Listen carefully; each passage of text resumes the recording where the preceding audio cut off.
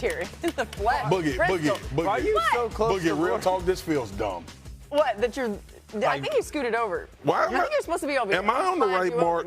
Okay. We have marks on this set. It's okay. I like you being that close. Dan's here. We got Mina Kimes and Adam Schefter. A lot to get to today. And let's begin with the Eagles beginning voluntary workouts today. One player not in the building, A.J. Brown. Adam, where do things stand between the Eagles and their star wideout?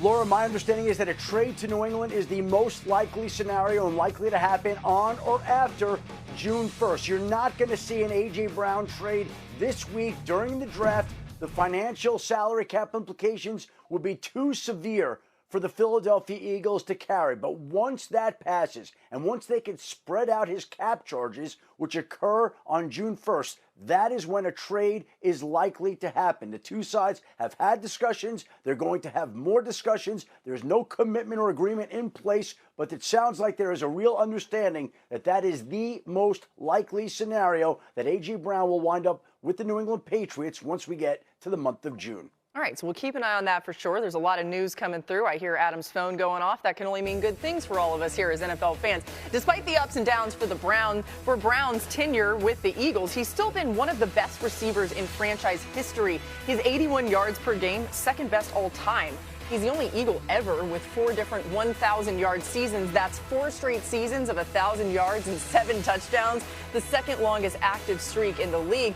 Dan, how would a guy like A.J. Brown change things for Drake May in that offense? Because I think we should live in a world where this is happening. Yeah, I mean, Drake May had an MVP caliber season. He really didn't have a guy that they could just put up by himself and say, go win. Right. And so that speaks to volumes of Josh McDaniels, obviously their offensive coordinator, his creativity, the emergence of some of their young players. Stephon Diggs was great, but also just the quarterback. And so now there's only so many guys in the league that are walking first downs. A.J. Brown is one of them. I mean, we revere Jamar Chase as the guy that we often say put out by himself. He's that true X one-on-one guy, and no matter the coverage, get him the ball.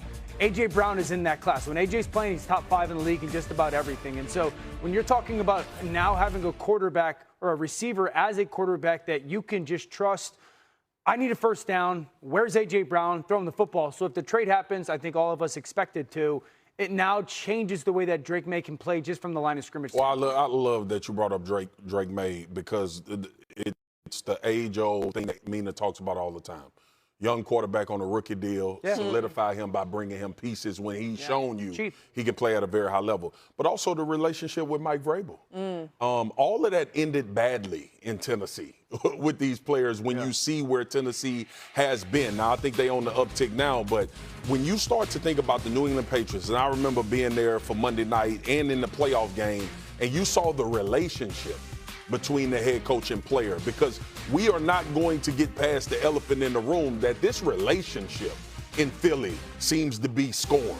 It seems to be a lot going on internally with A.J. Brown as well. So a trade coming about, some familiarity, a young quarterback on the ascend, a team that you saw go to the Super Bowl last year, and just a fresh start. I'm actually excited about it, especially with what we know New England to be as far as how young that football team is. Again, Adam's reporting today, A.J. Brown expected to be a Patriot after June 1st. Mina, how do you see Brown impacting that Pats offense if he ends up there? I mean, Dan described it best. He gets you a bucket when you need it. He's the exact type of receiver that they've been looking for. He has the size and the ball skills that few corners in the NFL can handle, wins at all 3 levels. He affects the way defenses play you, and that's something I wanted to zero in on here, because over the last 3 years, the New England Patriots have faced man coverage more than any other team in the NFL, over 50% of the time.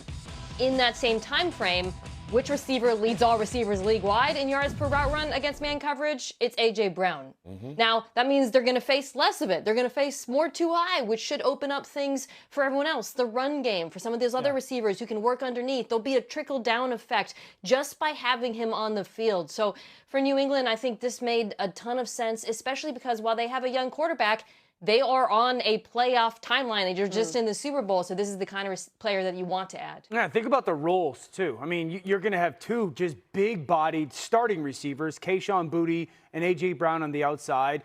Dobbs is plenty capable of working on the inside. You've got Pop Douglas still. You've got a burner in Kyle Williams. Don't forget Mac Hollins. And so this went from, at this point last year, like a significant weakness in their football team to now you have so many, and for Josh McDaniels, who's a mad scientist with just creating matchups off roles, you have so many different guys that can fill and kind of thrive in so many different roles with their physical kind of abilities. It's a big deal. Mina, this makes me think about Thursday. I mean, 3 days away from the draft. How do you see the Browns situation impacting Philly's decisions on draft night? I think they're going to have to take a receiver. The question is when. You know, Philadelphia does love to address the trenches, and they might do that in the first round. But I got to say, I would consider Denzel Boston the Washington wide receiver if I were them.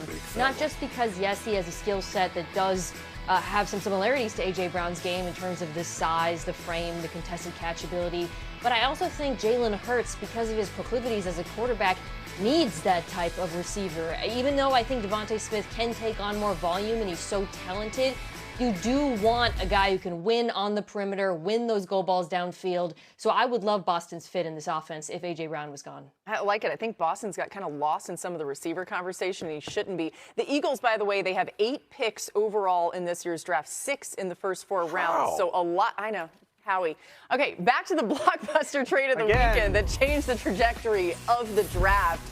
Dexter Lawrence is a Bengal now, and the Giants have the 5th and 10th pick in the first round on Thursday. The Bengals, as you see here, the footage, look at the big fella, introducing their new D tackle earlier today. Here's what he had to say. The saying kept coming to me, you know, you got to be uncomfortable to get comfortable.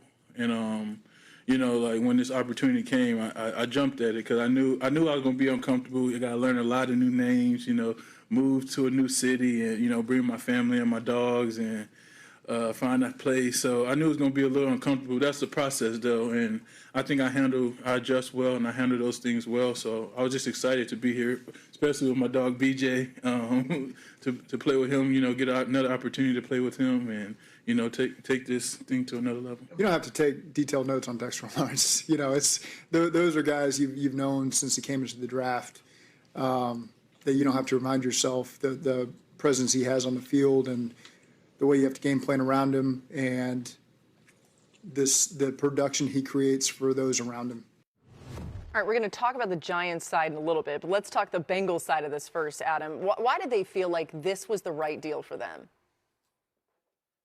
Well, Laura, I think there are a couple of things to keep in mind here. Number one, I think that they have to make an effort for this team to win as soon as possible to prevent any speculation in the future about Joe Burrow's future in Cincinnati. If this team continues to struggle, there will continue to be questions about whether or not Joe Burrow would want to be there in the long term. And so the Bengals felt like to go out and get a player like Dexter Lawrence, who has been double-teamed consistently, who's been a top defensive tackle in the league despite his down year last year. They felt like they were getting a player that would be better than any player they could get in the draft at number 10. And as they assessed the board, they felt like this was a no-brainer. And even if the defensive players fall off the board, it just reinforces the notion. So the Bengals were willing to do something that this organization never has done, and that's trade a top 10 pick in the first round for a veteran player. Never happened in Bengals franchise history, but they know what he can do for that defense. They know how important this year is to the franchise and to Joe Burrow, and they decided that now was the time to be ultra aggressive. Chef, you said a mouthful in the beginning. This was a big part about Joe Burrow and putting the defense on the field that could solidify what they've been doing offensively. It's not that you have to be the best defense in the NFL. You just have to be middle of the pack. The dude was winning games with an awful defense and almost put themselves back in the playoff hunt. The other thing is this, too. They brought Bouye Mafe in the offseason, Jonathan Allen, another defensive tackle that's had really good runs at every stop that he's had, and now you add Dexter Lawrence. What couldn't this team do last year? They couldn't rush the pass outside of Trey Hendrickson, and they couldn't stop the run. Now they fixed and bolstered both of that. The middle of this defense is going to be a problem for a lot of offenses when you start thinking about the physicality in which these guys play with. And Miles Murphy flashed as well. Here's the thing, too. If you're Cincinnati, when do you break the trend? When do you break the trend of being this conservative organization that don't want to go for it all? Now, a step in the right direction was the fact that you locked up T. Higgins and Jamar Chase under Joe Burrow's request. So I don't know how much credit I give them for making that decision, but these type of moves are championship mindset type moves, and I like the fact that Dexter Lawrence was a guy because now you have a real defensive identity when you bring him in. I can't get over how much Marcus looks like Dexter Lawrence. What? We don't look alike. What? Dan, Yo, Dan, 100% come on. look alike.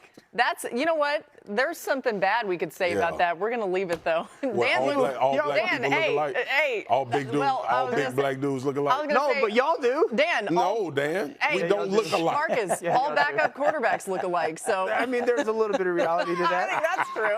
Y'all do, though. They all leave 2 buttons unbuttoned on their shirt. I know that. He's going to do a third, and we're all going to get nervous. Can I ask you a question? Not nervous. What do you think is more impact? I don't know if I've ever asked you this. What do you think is more impactful or beneficial?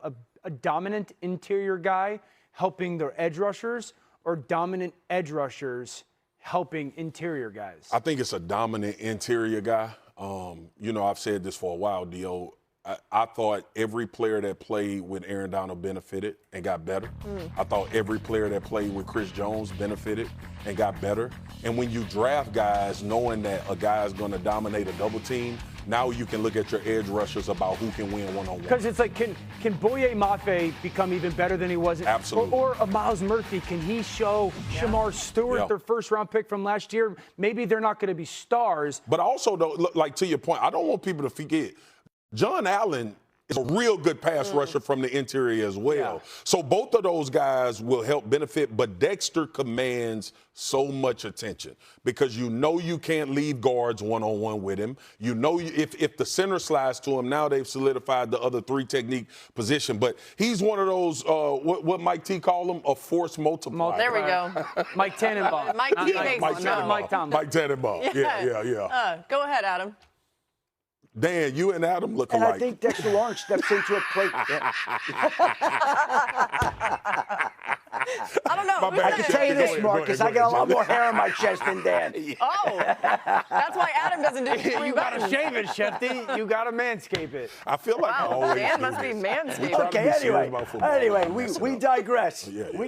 We digress. I think Dexter Lawrence is stepping into a place that's going to be quite comfortable. B.J. Hill is along the defensive line. He played with Dexter Lawrence in New York. They have T. Higgins there, 2 Clemson guys. Yep. I think this is a place where he's going to be excited to go. They're excited to have him. And again, I don't think we could emphasize enough how important this season is to Joe Burrow and making sure that it goes the way that the Bengals want. If it doesn't, I think there's going to be a lot of speculation that comes up in Cincinnati. If they win, everything's all good and it's quieted down. If it doesn't, a lot of questions will come up after the season. All right. I like how Adam has to be the. Oh, See, y'all come cannot on. tell me that y'all don't look alike. They look totally different. I think they You're look totally out of your different. mind, Laura. Dan, They're 2 enormous, bald black dudes. It's just how you see it, Dan. You have a beard in your Okay, and you guys, look at you 2. Yeah. Twinsies. 2 I don't know. little Hey, I don't know white who. dudes I don't know who that's a compliment to. with hair. Maybe we're all in a good place, you know? Nobody looks Everybody like looks good. I like how Adam had to get us back together there because I will just let it go because it's so entertaining to me. Adam's like, can I be the adult in the room here? Yeah. Hey, Thank you, later Sheffy. on, we are going to react to the Giants side of this because now they've got the 5th and the